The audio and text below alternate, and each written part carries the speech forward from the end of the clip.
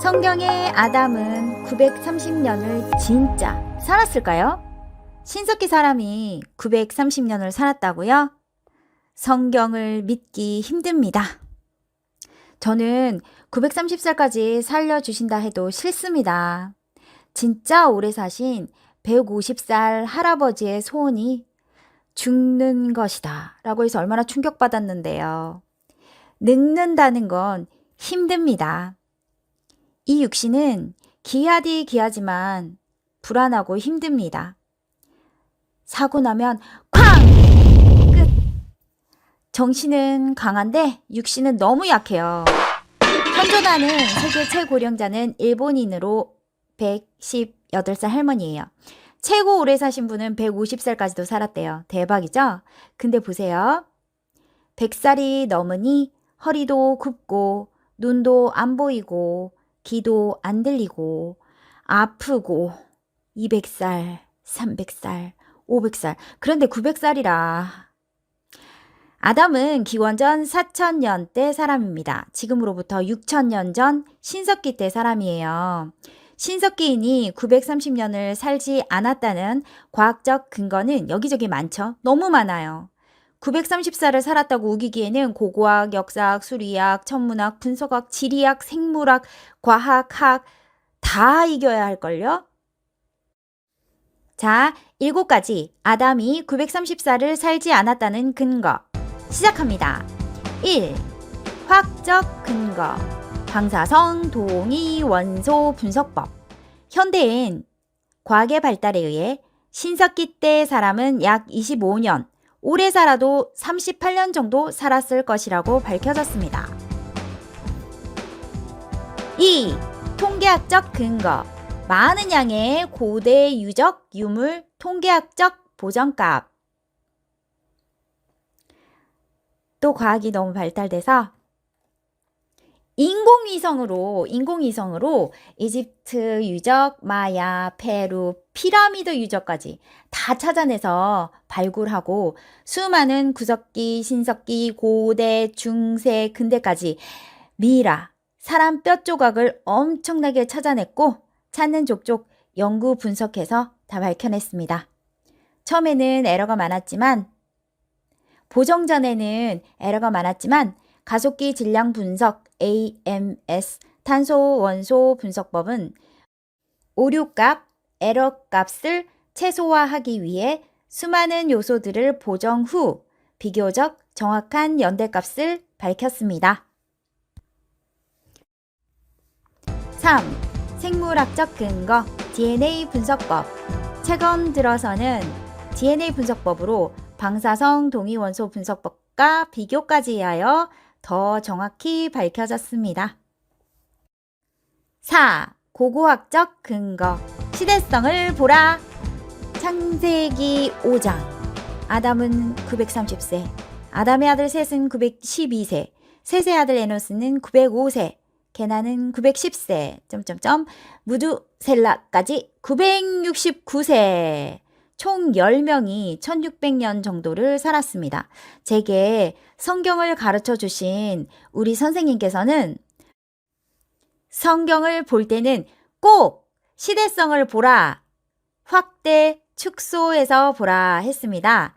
선생님께서 가르쳐 주시길 성경은 첫째, 영적으로 보라, 둘째, 문학성을 보라, 셋째, 시대성을 보라, 넷째, 축소, 확대해서 보라. 이제 우리 선생님께서 가르쳐 주신 대로 930살의 비밀을 풀어보겠습니다. 오늘은 시대 확인, 축소, 확대 해서 풀어보겠습니다. 첫 번째, 시대성을 보겠습니다. 그 당시로 타임머신을 타고 한번 가봅시다. 아담이 살았던 지금으로부터 6000년 전 기록은 아예 없습니다. 왜요? 문자는 기원전 3000년 전 메소포타미아, 이집트, 황하 문명의 발생지에서부터 시작되기 때문입니다. 그래서 BC 1400년 전 모세 때는 돌판에 10계명을 기록했습니다. 기원전을 BC라고 하는 것은 다 아시죠? 역사는 시대는 예수님 오시기 전과 후로 나누게 됩니다. BC와 AD가 뭔가요? BC, before 코로나 바이러스, AD, after disease 라고요? 헐. BC, before Christ, 기원전, 주전, AD, anno domini, after Lord, 기원 후, 주후.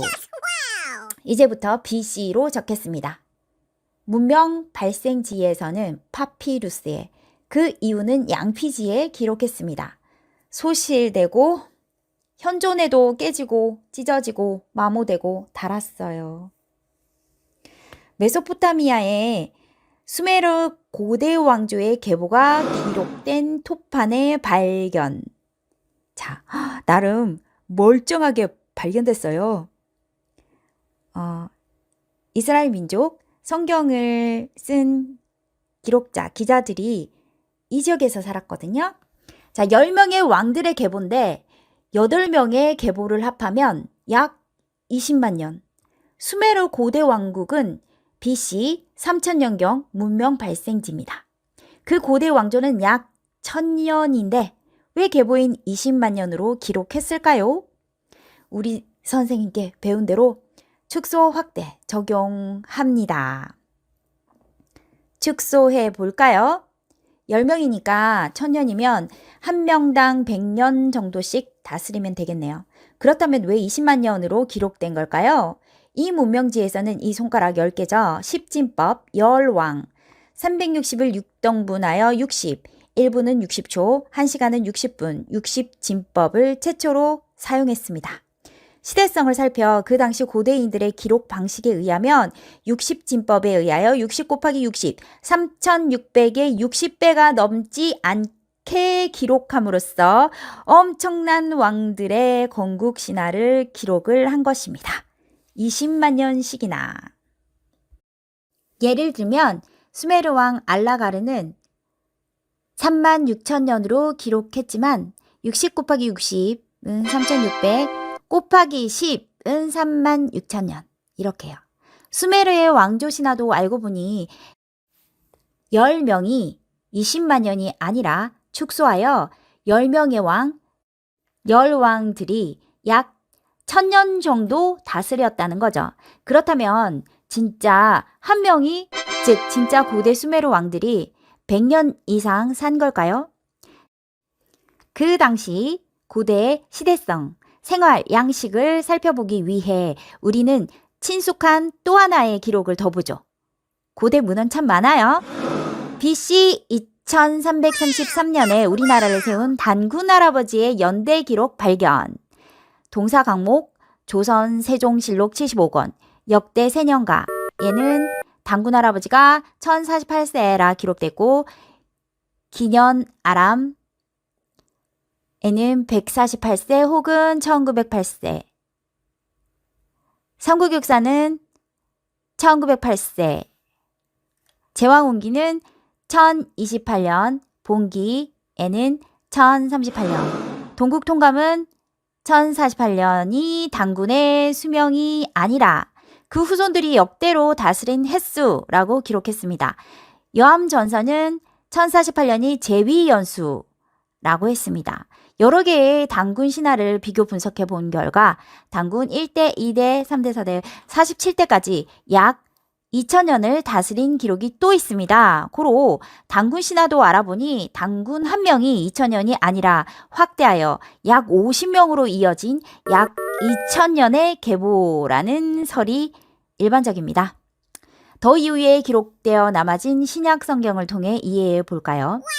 예수님의 계보는 마태복음 1장과 누가복음 3장, 예수님의 계보장, 족보장에 기록되어 있는데 마태복음에는 아브라함부터 다윗까지 14대, 다윗부터 바벨론 이거까지 14대, 바벨론 이거로부터 예수님까지 14대로 기록합니다. 다윗을 히브리어 알파벳 순서로 이름값을 매기면 14가 되는데 예수님이 다윗 왕의 자손인 것을 마태는 강조하기 위해 14에 맞춰서 기록합니다. 완전수 7, 창조 7일 2번, 14, 14만 4천. 그런데 또 마태와 누가의 족보장 기록을 보면 예수님 족보가 다릅니다. 왜 다를까요? 할아버지들이 다르나? 게다가 14대인데 마태는 42명이 아니라 40명만 기록합니다. 고대인들은 10명, 12명, 14명, 21명 맞추는 거 엄청 좋아하네요. 수에 대해서는 저보다 밝은 듯 합니다. 질서, 정리, 뭔가 가지런, 딱딱 맞아 떨어지는 게 묘미네요, 묘미. 열왕 사이사이는 빼기도 해요. 오래된 사람들일수록 대의 명분 이런 거 좋아하는 것 같죠? 시대성을 살펴 고대의 기록 방식을 알아보았습니다. 족보가 다르다고 해서 성경에 신빙성이 없다? 천만의 만만의 콩뜨기 말씀입니다. 마태와 누가의 차이는 그 기록의 차이는 마태는 왕으로 오신 예수님을 강조하려는 의도 그 뜻에 의해 예수님의 윗대의 왕의 족보를 썼고 그런데 최근에 신약 성서 마태가 기록한 예수님의 족보는 오래된 구약 성서 역대상의 왕의 계보와 또 다르게 기록되어져 있습니다. 구약 성경의 계보와 신약 성경의 계보, 그 족보가 왜 다를까요? 그 당시 시대적 배경을 또 살펴보겠습니다. 다윗에서 이어진 남유다의 세 왕을 뺐어요. 왜 기록하지 않았을까요? 왜냐하면 악한 왕이기에 아하시아와 요아스와 아마시아는 하나님 보시기에 악한 왕이었습니다. 우상을 섬기는 왕이었습니다. 누가는 예수님의 북의 모계의 족보를 비교적 정확하게 썼습니다. 이 땅에 육의 부모님을 통해 오신 인자이신 사람이신 예수님의 계보를 적고 싶다는 뜻으로 썼겠죠. 그 당시 이스라엘 민족은 1개 이상의 족보를 썼습니다. 이스라엘 사람들은 십진법을 썼거든요. 그래서 대표성을 띈 조상들을 10명씩 기록했어요. 그래서 창세기 5장 10명, 창세기 11장에 10명, 고르고 뽑고 빼고 대표성이 있는 조상들의 계보를 기록한 것입니다. 5장의 10명을 1656년으로, 11장의 10명을 400년으로 또한 연대를 맞추어 나이를 설정을 하다 보니까 5장 아담부터 노아까지는 약 900살로, 11장 노아부터 아브라함의 아버지 데라까지는 약 300살 전후로 기록했습니다. 축소하고 확대하니 300살, 900살, 2000살, 20만 살의 비밀이 풀리죠? 어떤 분은 단군의 나이를 한 달을 한 살로 환산하기도 해요. 우리 선생님께서도 시대성을 보고 그 시대의 나이 계산법을 따라 환산해야 한다고 가르치셨어요. 예를 들면 한 달을 한 살로 축소 계산하면 지금의 나이대로 나온다는 말씀을 하시기도 하셨어요. 예를 들면 14대 에벨이 464세까지 살았는데 12로 나누게 되면 38살. 이런 식인 거죠. 즉, 그 시대가 10진법을 썼는지 60진법을 썼는지 12달을 12년으로 기록했는지 그 시대법으로 환산해야 한다고 하셨습니다. 이해되셨죠? 10진법. 10왕만 기록한 그들의 방식. 10명만 기록되었다고 진짜 10명만 있었다는 거 아니라는 거 아셨죠? 5. 사회문화적 시대성적 근거. 그럼 여기서 질문. 아담부터 노아까지를 왜 약 1656년으로 맞춰서 계산했을까요? 일단 고대의 기록도 찾을 수 없는데 나이가 구전됐을까요? 기원전 4000년에는 60진법도 10진법도 태음력도 태양력도 구전시킬 기록할 문자도 숫자도 없었어요. 태양력이 이집트에서 그 아주 후에 나왔거든요. 자, 선생님께서는 성경은 시대성으로 보라 했죠. 창세기가 기록된 그 당시의 시대성, 시대적 배경을 살펴보겠습니다. 이스라엘 민족은 기원전 BC 597년에 바벨론의 포로로 끌려가서 이것을 바벨론 유수라고 하는데 기원전 538년 페르시아 키로스 2세에 의해서 기환이 고향으로 돌아가는 게 허용됐어요. 끌려왔다가 돌아가게 된 거죠. 험난한 역사의 이스라엘 민족입니다. 이 민족은 36번이나 정복 침략 당하고 끌려가서 종살이를 했으며 예루살렘은 10번이나 멸망당했습니다. 기막힌 역사입니다. 나라 이름 서름 저희도 알죠? 그들의 간절한 소망은 무엇이었을까요? 이스라엘 민족이 바벨론에 끌려간 후 그들은 그 당시 큰 영향력을 가진 고대 서사시 에누마 엘리시를 알게 되죠. 바벨론 제국의 건국 창세기에 나오는 바빌론의 신 마루뚜. 독수리와 뱀과의 싸움도 나오고 이 신을 위해 신성한 노동을 하라는 건데요. 왕들은 정치적 정당성을 위해 왕권 강화, 노동력 착취를 위해서 우상화 작업을 합니다. 건국 신화를 만듭니다.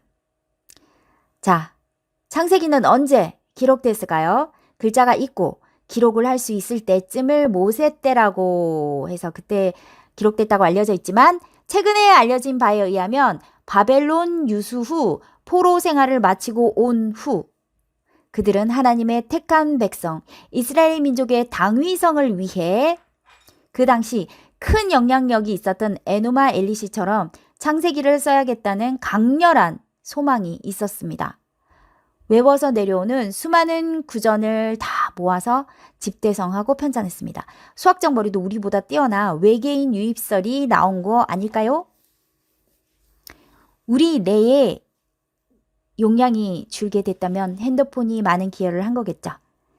자, 기원전 538년에 돌아와서 그들의 소망을 모아 우상이 아닌 유일신 하나님 여호와 엘로힘 자기 민족을 구원할 왕이 오시길 간구하며 창세기를 기록합니다. 수메르 7번째 왕은 성경의 7번째 에녹처럼 하늘로 올라갔대요. 10번째 왕은 홍수 때 왕이고 그렇다고 성경의 창세기를 수메르 창세기의 아루라고 한다면 하나님이 이놈 하실 거예요. 어따 감히 하나님의 뜻으로 진짜 신이신 하나님을 기록한 책과 인간의 뜻으로 가짜 우상신을 기록한 책을 비교한다는 것 자체가 무엄하도다. 그런 거죠.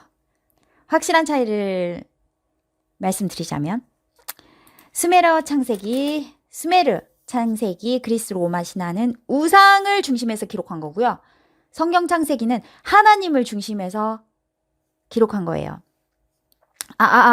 왜 아담부터 노아까지 1656년으로 노아부터 아브라함까지는 400년으로 기록했는지에 대해서 이야기하고 있었죠. 왜 아담 이후는 약 900살 전후를 살게 되고 노아 이후는 약 300살 전후로 살게 된 이유에 대한 이야기.